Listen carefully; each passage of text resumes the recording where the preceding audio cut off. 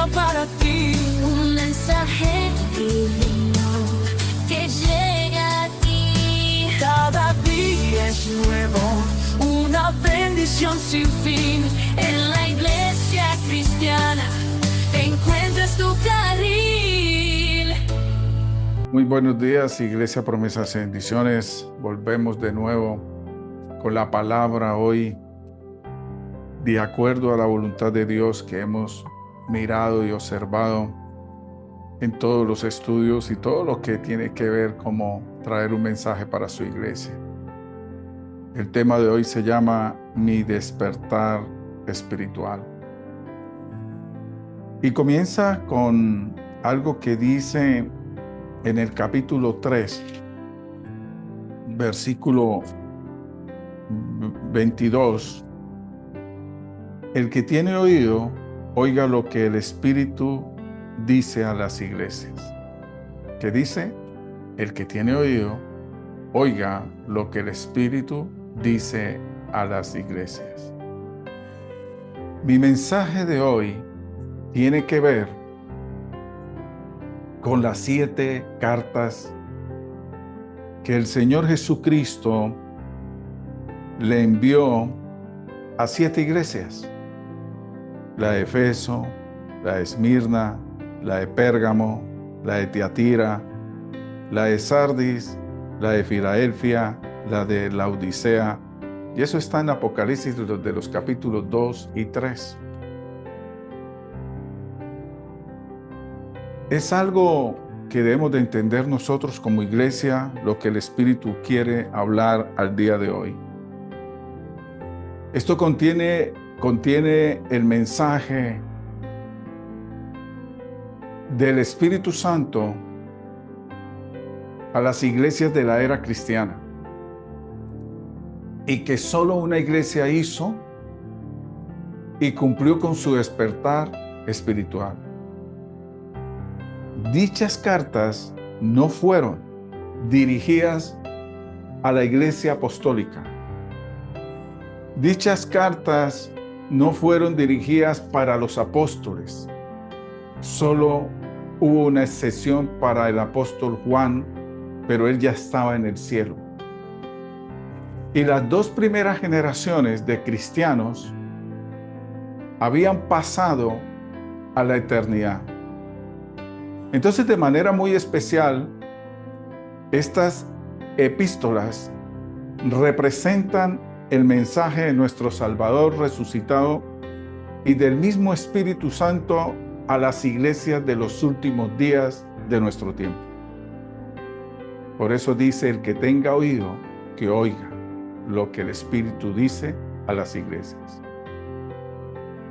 Entonces, aunque contiene las palabras, esas palabras para esas 7 iglesias son del propio Señor Jesucristo, que representan también, teniendo en cuenta la perfecta unión que vemos constantemente en las Sagradas Escrituras, entre el Espíritu Santo y el Hijo de Dios, lo que el Espíritu dice a las iglesias. El que tenga oídos, que oiga lo que el Espíritu Santo le dice a la iglesia. Pero hay un breve relato de un viaje por la región del oeste de Asia Menor, y que allí nos conduce, siguiendo el orden en que se nombran estas epístolas, a las ciudades de Efeso, de Esmirna, y de allí a Pérgamo y a Tiatira, para luego proseguir a las otras que mencionaré. Vemos que muchos estudiosos han interpretado estas cartas diciendo que ellas representan un orden cronológico, que las sucesivas etapas del cristianismo, desde los tiempos de Juan hasta el fin de la era cristiana, indudablemente se está cumpliendo todo esto al día de hoy. La primera le habla que Efeso, fuerte y ortodoxa, celosa y activa en su labor cristiana. Esta iglesia representa la iglesia inmediatamente después del periodo apostólico. Esmirna, enseguida y dolorida, representa el periodo siguiente, el de la persecución y el del martirio. Después sigue la reacción de Pérgamo, la iglesia próspera, pero mundana, con sus mayores peligros y tentaciones. Esta iglesia representó el periodo de Constantino, cuando el cristianismo llegó a ser la religión del Estado y el mundo había cesado de oponérsele, y cambió su severa mirada perseguidora por su embelecimiento y seducción y sonrisa de los placeres. ¿Cuál iglesia? La iglesia de Pérgamo. Entonces viene la iglesia de Tiatira. Ella representa el siguiente paso en resurgimiento de la corrupción espiritual, el que tienen oídos que oigan, especialmente la apostasía romana. Y a esta le sigue naturalmente Sardis, un estado de absoluta muerte espiritual, que ella misma representa muy bien la oscuridad y la muerte de la Edad Media. Y entonces viene enseguida la iglesia de Filadelfia, endeble pero fiel, leal a la palabra de Cristo y a su nombre, contando con su aprobación y bendición.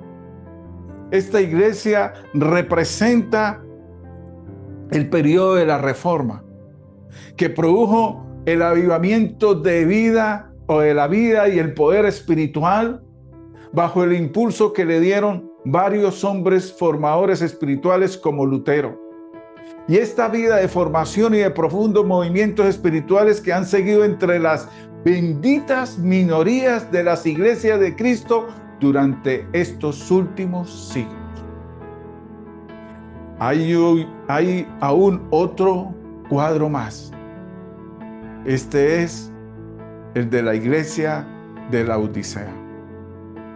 Esta iglesia muy rica, muy próspera, satisfecha de sí misma, vastamente respetada por muchas iglesias y pastores, pero totalmente tibia, indiferente y sumamente ofensiva a los sentimientos del Señor Jesucristo.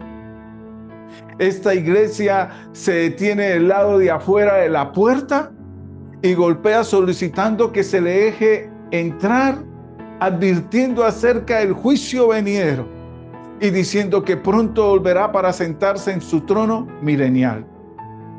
Ciertamente, esta representa la iglesia de hoy en día y a la más mundana aún del porvenir. Porque el último periodo de la cristiandad antes de la venida de nuestro Señor Jesucristo sucederá esto.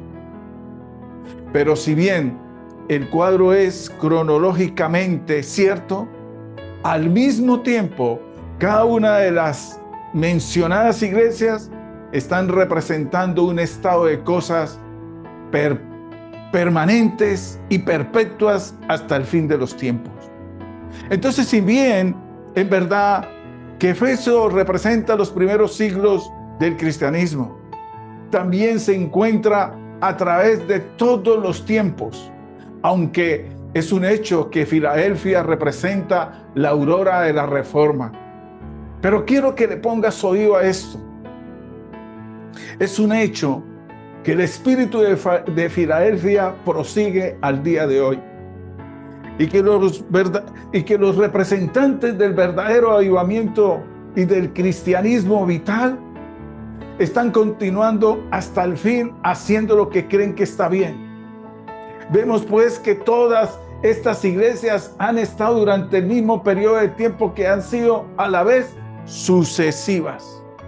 Representan 7 estados de la cristiandad que casi siempre se pueden hallar en alguna parte de ella en esas iglesias, a la cual el Espíritu Santo les envía con su último mensaje, solemne advertencia, una represión o una promesa. Entonces contemplemos, y allí va el fondo y la profundidad de este mensaje, alumbrados por esa luz del Espíritu Santo. Vamos con la primera. El mensaje del Espíritu a la iglesia fuerte, que es la iglesia de Éfeso, llamada de la era fuerte.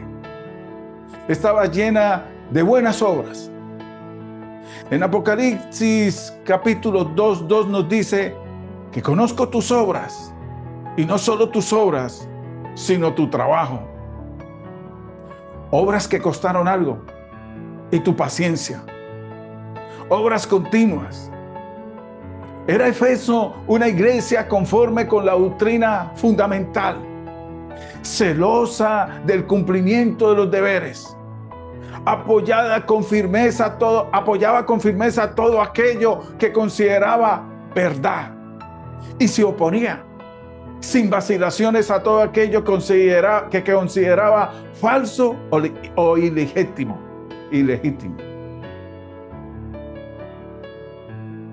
En Apocalipsis 2:2 nos dice las siguientes palabras: Has probado los que se dicen ser apóstoles y no lo son, y los has hallado mentirosos. Así dice Apocalipsis 2:2. Y esto es un magnífico testimonio. Y uno podría pensar que una iglesia de la cual puede hablar tan elogiosamente el divino Maestro Jesucristo, y que se está encontrando muy por delante aún de aquellas que figuran entre las buenas. Pero el Señor no está satisfecho con Éfeso. El mensaje del Espíritu es penetrante y condenatorio. Mirando y estudiando, vemos que la versión inglesa expresa muy débilmente el significado de la frase condenatoria que aquí se emplea en el original. Algo que no es. Por eso dice, tengo algo contra ti. Sino, más bien le dice, tengo contra ti, iglesia. Así lo dice en la versión de Cipriano de Valera. Tengo tanto contra ti que si no cambias la causa de tu ofensa y de tu reprobación, no podré sufrirte más. Vendré pronto a ti y quitaré tu candelero de su lugar si no te hubieres arrepentido. Apocalipsis 2:5. Entonces la pregunta, ¿cuál fue el gran cambio? ¿Cuál fue ese cambio? Es una pregunta que mucha gente al día de hoy no puede decir el cambio, ¿cuál ha sido? ¿Dónde está mi cambio? ¿Cuál fue la grave sumisión o visión en que esta iglesia había incurrido? La respuesta es que has dejado tu primer amor. Era la falta de amor, la falta de fervor, la falta de devoción al Señor Jesucristo. Contaban con el elemento activo y correcto, pero carecían de la sensibilidad del corazón, sin la cual todo no es más que un hueco vacío de formulismo que tenemos los humanistas. Y esta clase de hombres, oigan, el que tiene oídos que oiga, están en problema con Cristo. No con el pastor, no con la congregación, con problemas, pero cara a cara con Cristo. Que Él no acepta ningún sustituto de nuestras vidas. Que no se le dé por entero a Él como Salvador y Redentor amado. Porque cuando nosotros Nos casamos con el único objeto de tener una mujer para que nos prepare la comida y nos lave la ropa, como lo hacen los salvajes africanos. Está mal esa clase de hombre. Pero el hombre entendido sabe que se une en matrimonio para tener una compañera a la cual le consagra todo el afecto de su corazón. Porque si nuestra esposa dijera que no puede amarnos porque está por demás atareada con sus quehaceres, ¿qué le diría a ese esposo? Que le buscaría una servidora que le pueda hacer eso. Pero únicamente la esposa debe amarnos como lo anhela nuestro corazón. Efectivamente, eso es lo que Jesucristo le pide a su iglesia, que no le recibirá ninguna otra cosa en su reemplazo. Entonces, iglesia, ¿de qué consiste este primer amor? ¿De qué consiste tu primer amor? Consiste de tu parte debe ser un hombre, una mujer apasionado, apasionada, demostrándole gratitud y afecto, porque se apoderó de ti, se apoderó de nosotros en el momento de nuestra conversión. Y esa demostración de regocijo, esa efervescencia de devoción infantil que se convirtió en hábitos de ser sobrios, de ser sobrias, de ser sinceros, de ser sinceras, de ser tranquilos, de ser tranquilas y ser fieles en obediencia. Y dice, ¿y qué? Y nos hace otra pregunta. ¿Aceptarás su reprensión aunque no sientas el mismo apasionado entusiasmo que tuviste al principio? ¿Aceptas la reprensión que te haga un pastor aunque no sientas el mismo apasionado entusiasmo que tuviste al principio? El primer amor no significa el que tuvimos la primera vez, recién cuando nos convertimos. Porque Jesucristo quiere que con el correr del tiempo le amemos más, más y más, y más, y más, y más, y cada día muchísimo más y mejor, y cada día más y más y más. ¿Y cuántos dicen amén, amén, amén, amén? No me estoy refiriendo al primer amor en el orden del tiempo, sino en el orden de importancia de parte nuestra para nuestro amado y Redentor y Salvador. Lo que quiere decirnos aquí Jesucristo es el amor que le corresponde de parte de nosotros para Él y que tú le das solo para Él. Esto significa la preferencia que le coloca a Él en el lugar supremo, no en el primer lugar, en lo más alto. El amor que le entregó solo para Él, el objeto del primer afecto al despertarte por la mañana y el último por la noche, y antes de quedarte dormido, el gozo supremo de todo nuestro ser, el alegre reconocimiento de su soberanía sobre nuestra voluntad y sobre todas nuestras acciones, el darle la preferencia sobre todo, sintiendo que sin Él no hay nada que nos interese. Él quiere ser el primero en el afecto de nuestro corazón y en las aspiraciones de nuestra vida. Esto es lo que Cristo quiere, iglesia. Sin ese amor, no importa cuántas buenas obras hagas, no importa cuántas buenas sean tus intenciones, tu generosidad y tu celo por su obra, todo es para Él como metal que resuena y címbalo que retiñe. Este es el primer y último mensaje santo a las 7 iglesias. Jesucristo quiere nuestro amor sin condiciones, totalmente, al 100%. ¿Cuántos dicen amén? Hace muchos años, escuché a una amada cristiana que pasó a dar su testimonio una vez por una y muy singular experiencia.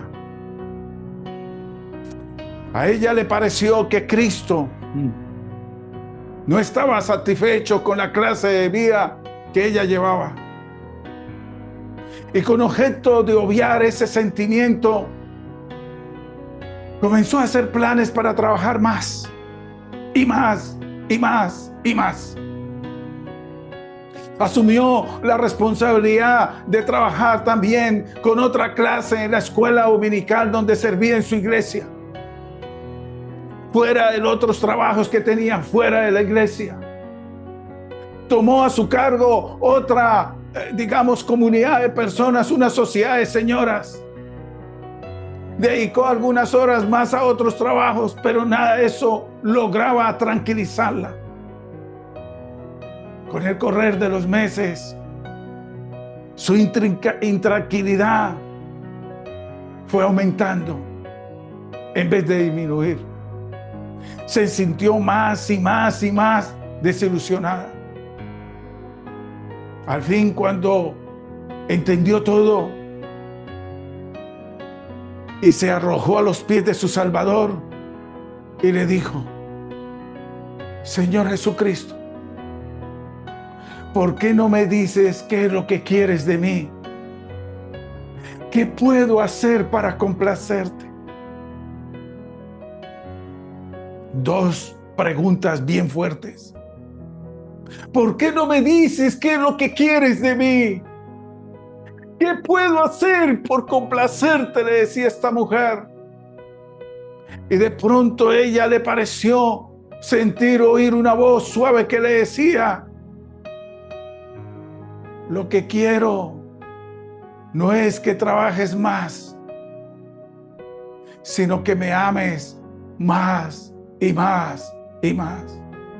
Y entonces esta mujer cayó de rodillas y se dejó caer en los amantes brazos de Jesucristo y se reclinó sobre su pecho, como la María de antaño, que se convenció de que lo que el maestro quería y era que le diese su corazón como su primer amor o con su primer amor. Y por eso su palabra escrita dice: el que tiene oído, que oiga, y oiga lo que el Espíritu le está diciendo a la iglesia. ¿Quién es la iglesia? Tú y yo. Y entonces, segundo punto, viene el mensaje del Espíritu a la iglesia atribulada. En Apocalipsis capítulo 2, versículo del 8 al 11, está la iglesia de Esmirna. Era una iglesia mártir. Ella representaba al tribulado pueblo de Dios de todos los tiempos, porque dicha tribulación no consiste siempre de fuego externo. El dolor que causan las pruebas interiores suelen ser más intensos, y hoy en día le sobreviene al corazón humano aflicciones tan dolorosas como las que se sufrieron en los días de los mártires. ¿Cuál es el mensaje del Espíritu a la iglesia atribulada? Le dice Apocalipsis 2:10: sé fiel hasta la muerte y yo te daré la corona de la vida. No debemos tratar de salir de las tribulaciones por cualquier medio fácil que se nos presente, sino que debemos seguir fieles aunque sigas atribulado o atribulada. Sigamos fieles aunque esto nos produzca la muerte. La gran tentación que se nos presenta siempre es tratar de salir de las pruebas o de las tribulaciones a cualquier costo, como si el objeto principal fuese librarnos de la prueba. Me pregunto, ¿cuál fue el noble ejemplo que nos dejaron los hombres de Babilonia respecto a eso? ¿Cuál fue? Ellos pronunciaron estas palabras: el que tenga oídos que oiga. Nuestro Dios, a quien honramos, puede librarnos del horno del fuego ardiendo, y de tu mano, oh Rey, nos librará. Y si no, sepas, oh Rey, que tu Dios no adoraremos, ni tampoco honraremos la estatua que has levantado. Daniel, capítulo 3, versículo 17, versículo 18. He ahí la verdadera actitud de un hombre y mujer confiable, que es verdaderamente fiel. Se queda firme, como Cristo en el desierto, que rehusó la ayuda que le ofrecía el diablo, hasta que el propio Padre Celestial nos liberte y acepte el sacrificio con todo lo que estemos pasando o estemos pagando, o todo lo que nos esté costando.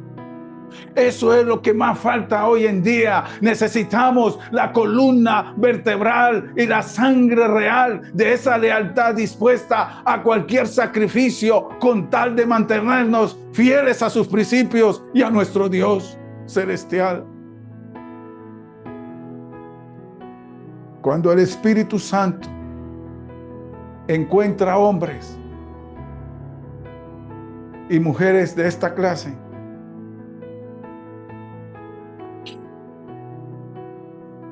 con ellos se puede realizar cualquier cosa. Con ellos se pueden derribar los argumentos y obstáculos que las fuerzas de las tinieblas quieren trabajar en nuestras vidas. Lo tercer mensaje del Espíritu a la iglesia mundana.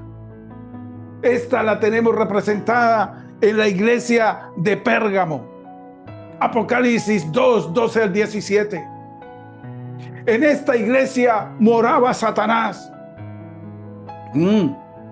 Y como Satanás lo sabe que él tiene su trono en el mundo, el principal peligro que amenazaba era la doctrina de Balaán.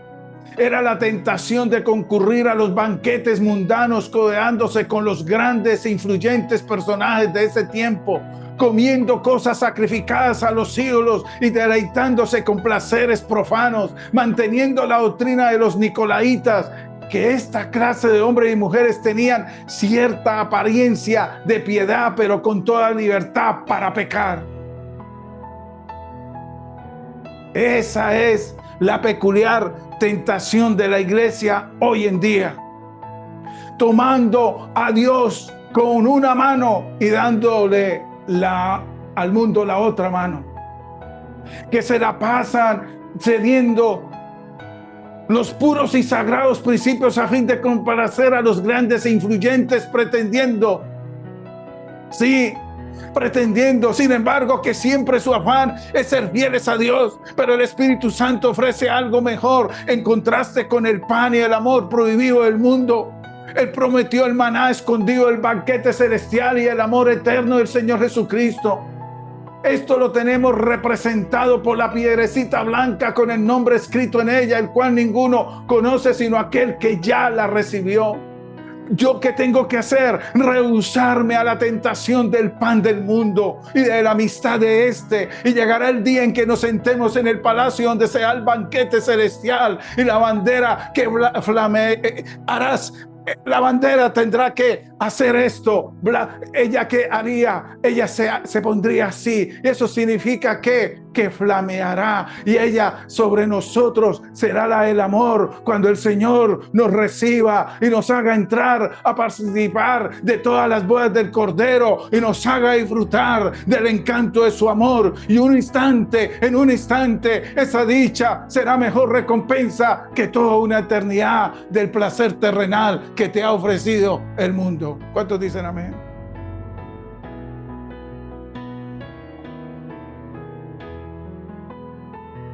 Mis amados, iglesia, promesas y bendiciones. ¿Será que el Espíritu Santo nos está dando el mensaje para algunos de nosotros? ¿Será que te está hablando? ¿Por qué? Porque el atrayente mundo está tratando de inducirte a la vida mundana.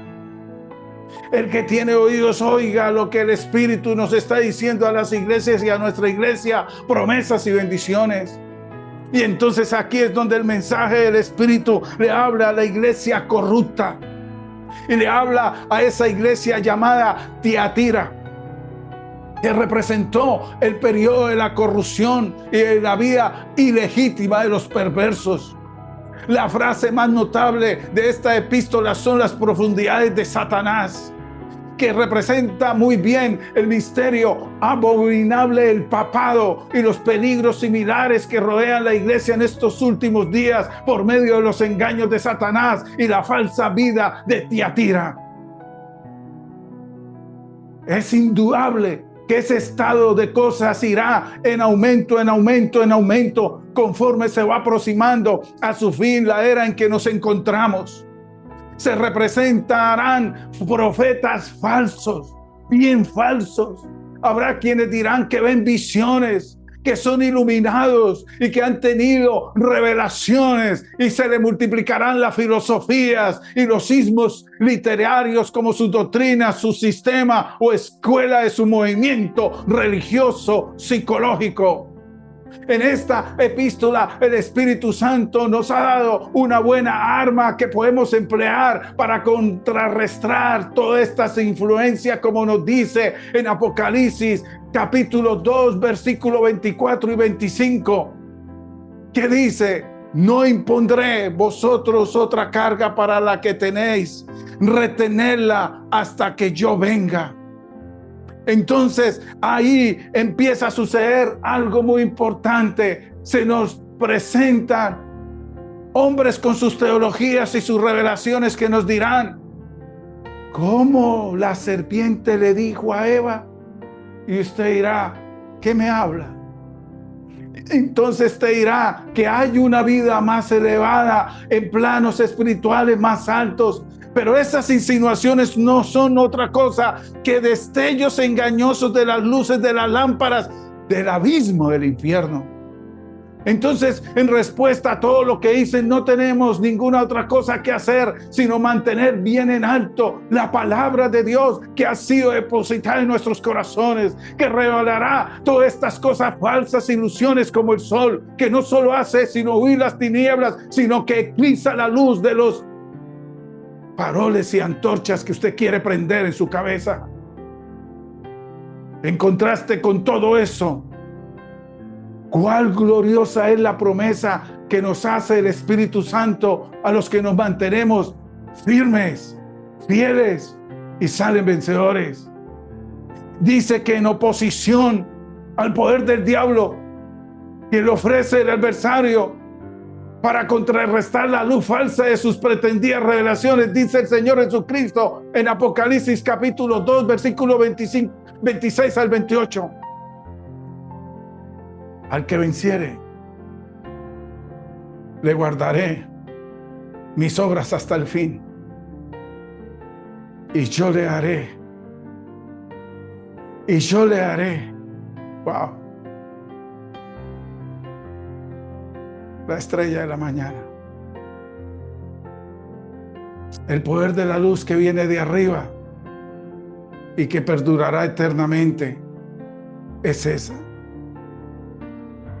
que la estrella de la mañana que Él te va a dar, que nos va a dar, porque perdurará eternamente.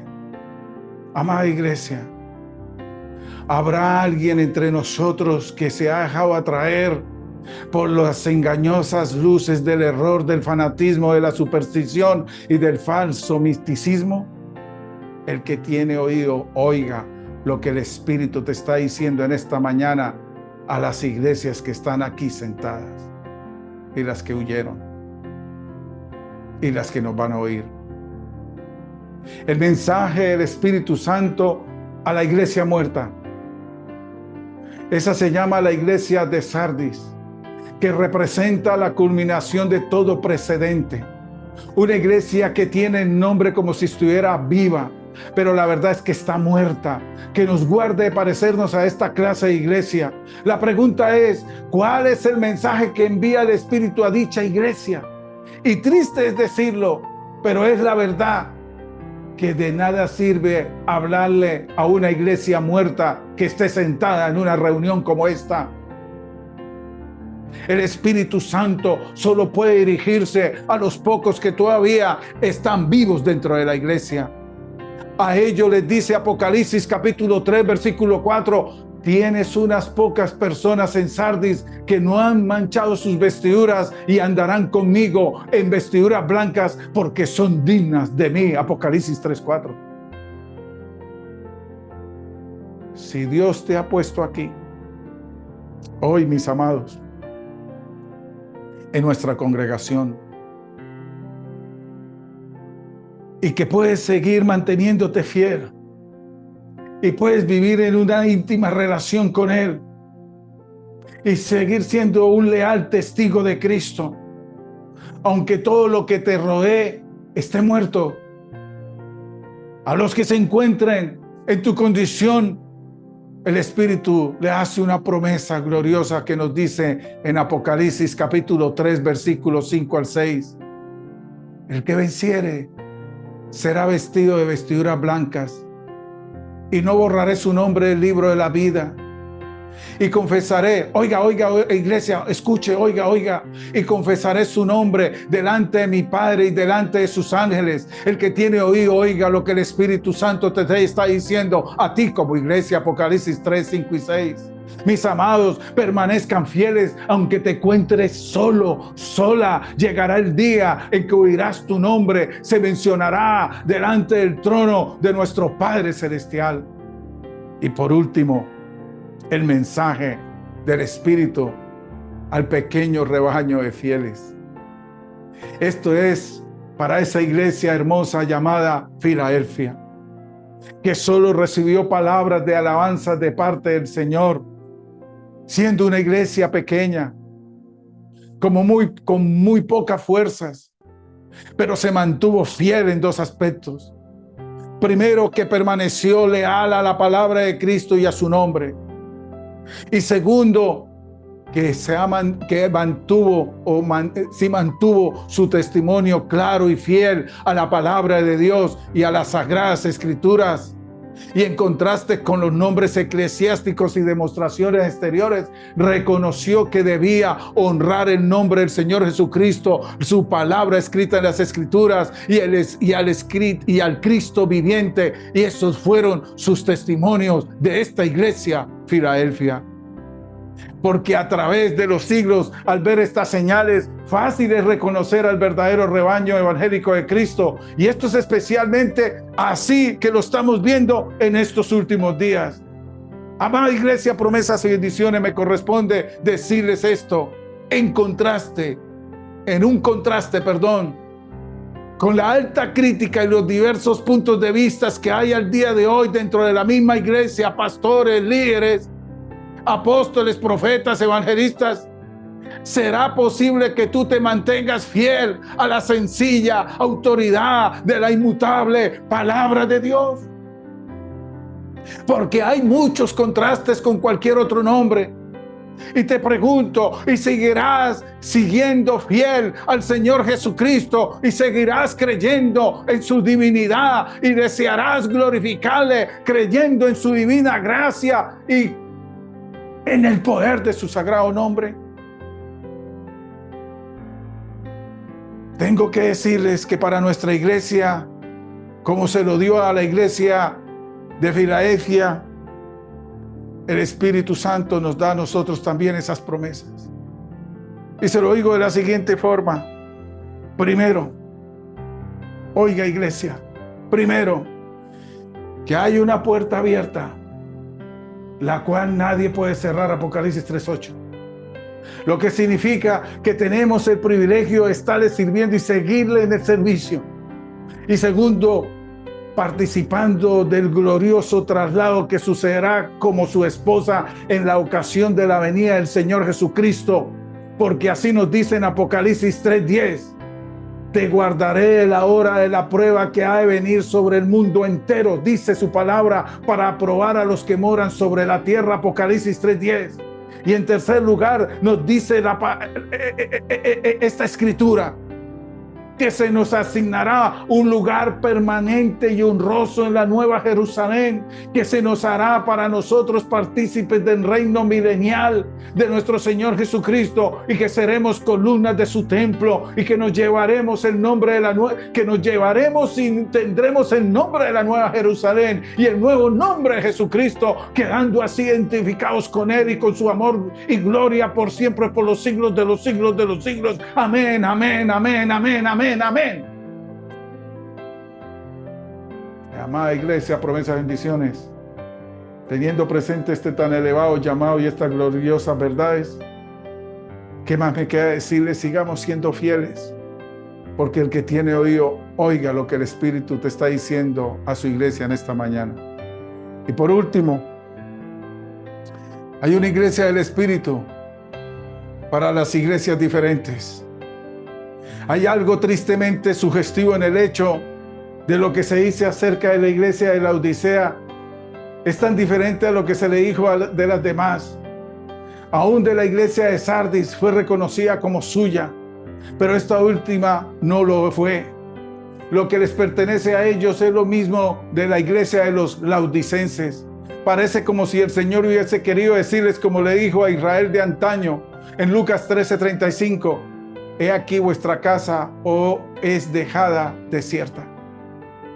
Muchos están creyendo en Jesucristo como iglesia y no se dan cuenta que su iglesia está quedando desierta y vacía. Y la iglesia es usted. El Espíritu nos dice y les seguirá diciendo, como no habéis querido que yo os dirija, podéis quedaros con vuestra iglesia si así lo queréis. Coja tu cuerpo y haga lo que quieras con tu cuerpo, pero yo no estaré ahí. El mismo nombre, la Odisea, significa el sitio del pueblo. Representa la iglesia popular, una iglesia que quería agradar a la gente de su tiempo con lo que querían oír.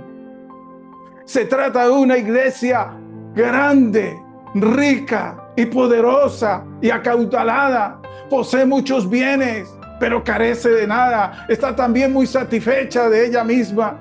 Los informes de la cantidad de miembros con que cuentan, su posición económica, su organización misionera son muy halagadores. Realiza una obra muy extensa, gasta bastante dinero y está perfectamente satisfecha con los adelantos que ha realizado y con su prosperidad en general. Pero dice Apocalipsis 3:17, ¡ay! Ante los ojos del Señor no es más que una iglesia, una desventurada, miserable, pobre, ciega y desnuda.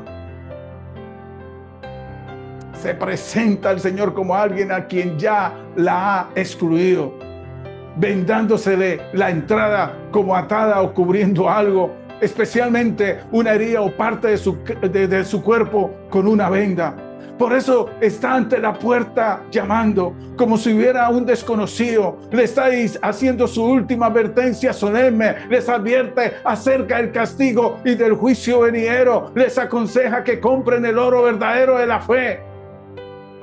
¿Qué, pastor? ¿Qué fue lo que dijo? Les aconseja que compren el oro verdadero de la fe, las ropas blancas de la divina santidad, el colirio de la iluminación espiritual en sus ojos. Pero lo más triste y desconsolador de todo,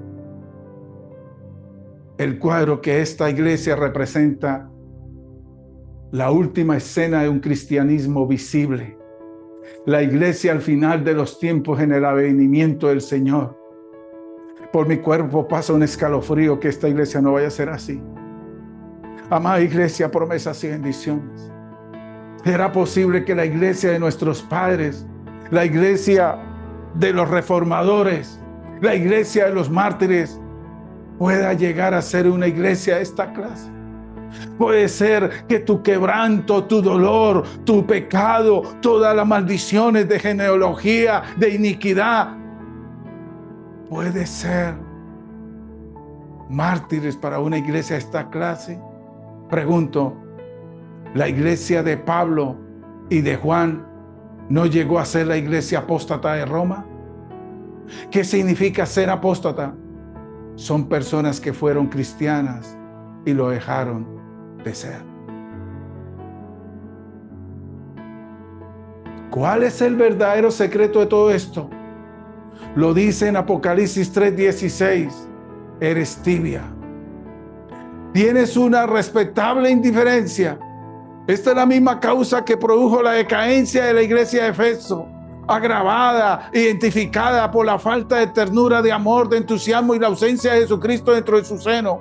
Pero la iglesia que había perdido el espíritu de avivamiento y la sencillez del fervor, la iglesia que se consideraba por sus experiencias religiosas en un simple sentimentalismo, fanatismo y extravagancia, vestidas con ropas majestuosas y de respetabilidad y propia complacencia, y se cruzó de brazos diciendo: estoy enriquecida y no tengo necesidad de ninguna cosa.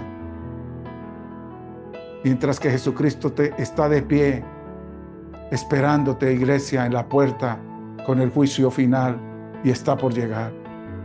Eso es una iglesia laodiceana, a la cual el Divino Maestro le dio la espalda.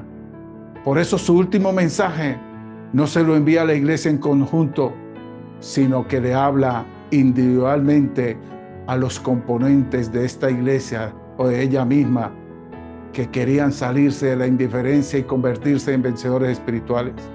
Y así quedó escrito en Apocalipsis 20, que dice allí: si alguno oye mi voz y abre la puerta, entraré a él y cenaré con él y él conmigo. Apocalipsis 20. Pero en el 21 nos dice: al que venciere, le haré que se siente conmigo en mi trono, así como yo he vencido y me he sentado con mi Padre en su trono. ¿Cuántos dicen amén? Entonces esta promesa es para cada hombre y mujer individualmente. Sí, aunque la iglesia apostatare, podemos nosotros personalmente seguir fieles a Dios. Aunque todo el mundo esté en apostasía, nosotros seguiremos fieles personalmente y obtener nuestra corona. ¿Cuántos dicen amén? Iglesia, promesas y bendiciones, aquí figuran dos promesas. La primera: debemos recibir a Cristo en nuestro corazón originalmente, y después nos sentaremos con Él en su trono y se nos dará el premio, y pronto vendrá el Señor en toda su gloria para conocer a aquellos que han permanecido fieles a Él en los días de tribulación que están sucediendo al día de hoy en el mundo. Iglesia, promesas y bendiciones, estas son mis últimas palabras de este mensaje hoy.